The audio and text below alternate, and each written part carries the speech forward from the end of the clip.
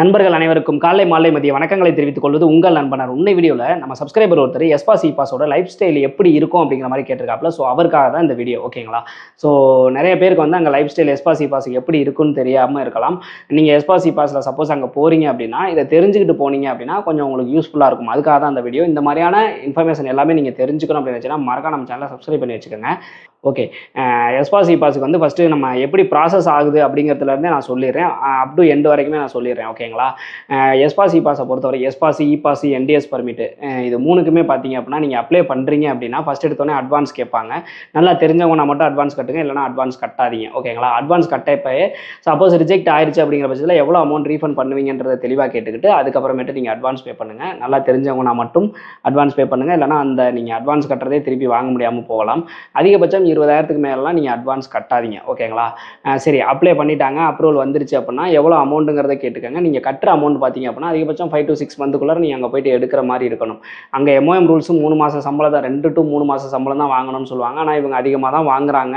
வேறு வழியே இல்லை, உங்களுக்கு வேலை வேணும்னு நினச்சிங்க அப்படின்னா இது அந்த அதிகபட்சம் நீங்கள் ஒரு 6 மந்த்துக்குள்ளே நீங்கள் போட்ட காசை எடுக்கிற மாதிரி இருக்கான்னு பார்த்துக்கோங்க, ஓகேங்களா? எஸ்பாஸ் இபாஸ் என்டிஎஸ் பர்மிட்டை பொறுத்த வரைக்கும் மோஸ்ட்லி 2 வருஷ பர்மிட் தான் வரும்.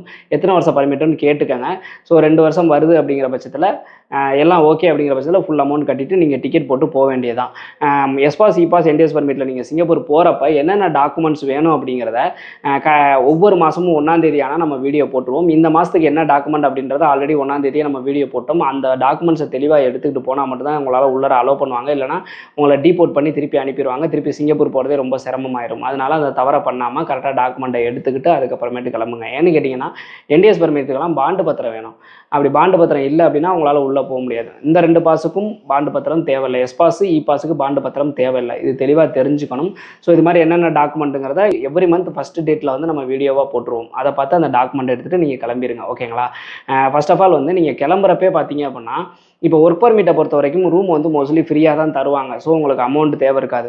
எஸ்பாஸ் இபாஸ் என்டிஎஸ் பர்மிட்டை பொறுத்த வரைக்கும் நீங்கள் ஏஜென்சி சைடில் கேளுங்க, கம்பெனி சைடில் இன்டர்வியூ பண்ணல கேட்டுக்கோங்க. ரூம் வந்து எங்களுக்கு ஃப்ரீயாக இல்லை எப்படின்னு கேளுங்க. ஒரு சில இதில் அமௌண்ட் நாங்கள் தந்துடுவோம் அப்படிங்கிற மாதிரி சொல்லுவாங்க. ஒரு சில இதில் வந்து ரூம் ஃப்ரீன்னு சொல்லிடுவாங்க, ஓகேங்களா? ரூம் ஃப்ரீனா ஒன்றும் பிரச்சனை இல்லை. அதே டைமில் இல்லை நாங்கள் அமௌண்ட் வந்து சம்பளத்தோடு சேர்த்து அந்த சம்பளத்தில் சொல்லலே ரூமுக்குன்னு இவ்வளோ அமௌண்ட்டுன்னு சொல்லுவாங்க. அந்த மாதிரி உங்களுக்கு சொல்லிட்டாங்க அப்படின்னா நீங்கள் வந்து 1 மந்த் முடிஞ்சதுக்கப்புறம் தான் உங்களுக்கு ரூமுக்கான அமௌண்ட்டை வந்து அவங்க தருவாங்க. அதனால் நீங்கள் இங்கேருந்து போகையிலே ரூமோட வாடகை எவ்வளவுன்னு தெரிஞ்சுக்கிட்டு அந்த வாடகையை நீங்கள் கையில் வந்து அமௌண்ட்டாக எடுத்துகிட்டு போயிருங்க. எடுத்துகிட்டு போய் சிங்கப்பூர் அமௌண்ட்டுக்கு எக்ஸ்சேஞ்ச் பண்ணிக்கோங்க. எக்ஸ்சேஞ்ச் பண்ணிவிட்டு நீங்கள் உள்ளார ரூமுக்குள்ளே போகையில் இந்த மாத வாடகையை கொடுத்தா தான் உங்களை உள்ளே அலோவ் பண்ணுவாங்க. ஸோ மோஸ்ட்லி அப்படி தான் இருக்கும். அதனால் அதை தெளிவாக கேட்டு தெரிஞ்சுக்கிட்டு அதுக்கப்புறம் போங்க. இல்லைனா நீங்கள் பணத்துக்கு அங்கே போய் நீங்கள் கஷ்டப்படுற மாதிரியான ஒரு சுச்சுவேஷன் வந்துடும். அதனால் அந்த பிரச்சனையில் மாட்டக்கூடாதுன்னு நினச்சிங்கன்னா ஃபஸ்ட்டு உள்ளே போகையிலே ரூமுக்கு உண்டான அமௌண்ட்டை நீங்கள் எடுத்துகிட்டு போயிருங்க. எடுத்துகிட்டு வரணுமாங்கிறத தெளிவாக கம்பெனி சைடில் கேட்டுக்கோங்க, ஏஜென்சி சைடில் கேட்டுக்கோங்க. ஏஜென்சி பிடிச்சி கொடுக்குறாங்க அப்படின்னா அதுக்கு வந்து நான் ஃபஸ்ட்டு 1ஆம் தேதி நான் உள்ளே வரையிலே பணம் கட்டணுமா, இல்லை வந்து மந்த்லி சேலரி எடுத்தோன்னே நான் பணம் கட்டிக்கலாமாங்கிறதையும் ஏஜென்சி சைடில் கேட்டுருங்க. மோஸ்ட்லி நீங்கள் உள்ளே போனோன்னே கட்டுற மாதிரி தான் இருக்கும். அதுக்கு உண்டான அமௌண்ட்டையும் ஏஜென்சி ஃபீஸோடு சேர்த்து நீங்கள் ரெடி பண்ணிட்டு போயிருங்க, ஓகேங்களா? அடுத்ததாக பார்த்தீங்க அப்படின்னா இப்போ ஒர்க் பர்மிட்டு, பிசிஎம், சிபிஆர் பர்மிட்டுக்கெலாம் பார்த்தீங்க அப்படின்னா டிரான்ஸ்போர்ட் அப்படிங்கிறது கம்பெனியை அரேஞ்ச் பண்ணி கொடுத்துருவாங்க. ஒரு லாரியோ இல்லை பஸ்ஸோ வந்து கம்பெனியை அரேஞ்ச் பண்ணி கொடுப்பாங்க. கம்பெனி லாரி, கம்பெனி பஸ்ஸு, அதில் வந்து நீங்கள் வேலை இடத்துக்கு போயிட்டு திருப்பி ரிட்டர்ன் வந்துடலாம். ஆனால் எஸ்பாஸ் இபாஸ் என்டிஎஸ் பர்மிட்டை பொறுத்த வரைக்கும் மோஸ்ட்லி பார்த்தீங்க அப்படின்னா நீங்கள் தங்குற இடம் ஒன்றா இருக்கும், வேலைக்கு போகிற இடம் இன்னொன்றா இருக்கும். அப்படி இருக்கப்போ நீங்கள் தங்குற இடத்துலேருந்து வேலைக்கு போகிறீங்க பார்த்தீங்களா, அந்த இடத்துக்கு நீங்கள் டிரான்ஸ்போர்ட்டை தான் யூஸ் பண்ணுற மாதிரி இருக்கும். அதாவது பப்ளிக் டிரான்ஸ்போர்ட் தான் யூஸ் பண்ணுற மாதிரி இருக்கும். அப்படி இருக்கப்போ ரொம்ப லாங்காக இருக்குது அப்படின்னா நீங்கள் வந்து பே பண்ணி தான் போகிற மாதிரி இருக்கும். 1 மந்த்துக்கு உங்களுக்கு ஃபஸ்ட்டு மந்த் சேலரி வர்ற வரைக்கும் அதுக்கு வந்துட்டு நீங்கள் அமௌண்ட் வந்து ரெடி பண்ணிக்கணும். அதே மாதிரி எவ்ரி மந்த்துமே வந்து நீங்கள் சேலரி உங்களுக்கு வந்ததுக்கப்புறம் எவ்ரி மந்த் அந்த மந்த்துக்கான டிரான்ஸ்போர்ட்டு, அந்த மந்த்துக்கான ஃபுட்டு, அந்த மந்த்துக்கான ரூம் ரெண்ட், இது எல்லாத்தையும் நீங்கள் எடுத்து வச்சுட்டு பேலன்ஸ் அமௌண்ட்டை மட்டும் தான் உங்களால் வீட்டுக்கு அனுப்ப முடியும், ஓகேங்களா?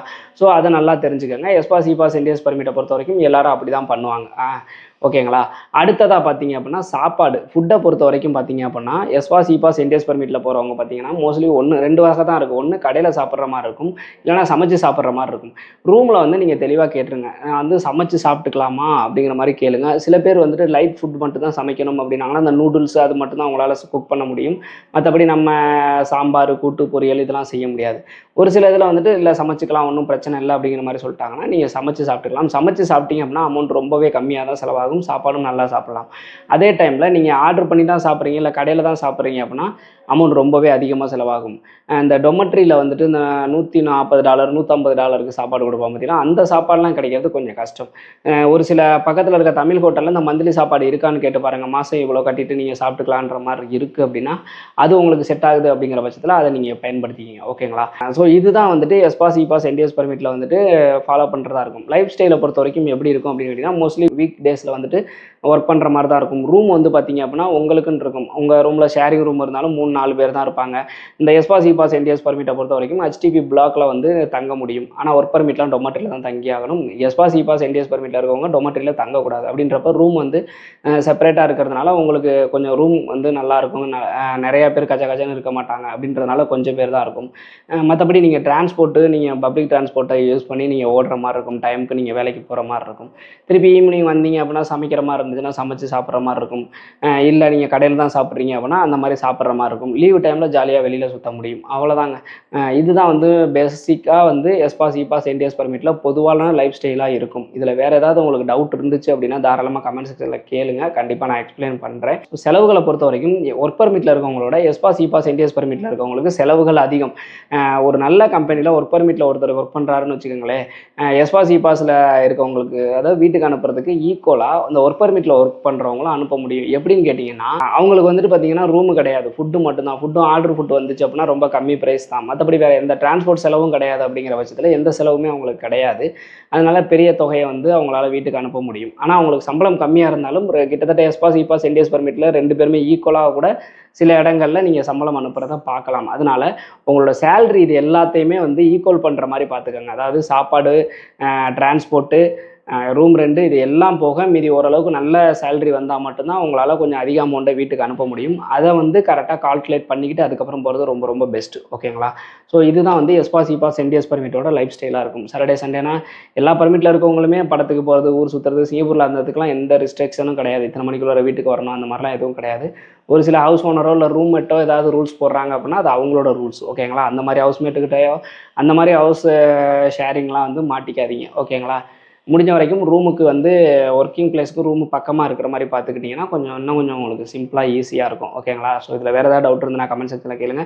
இந்த மாதிரி நம்ம ஃப்ரெண்டு கேட்ட கமெண்ட்ஸ் மாதிரியே உங்களுக்கு ஏதாவது டவுட் இருந்ததுன்னா கமெண்ட் செக்ஷனில் கேளுங்க. கண்டிப்பாக அதுக்கும் தனியாக ஒரு வீடியோ போடுறேன்.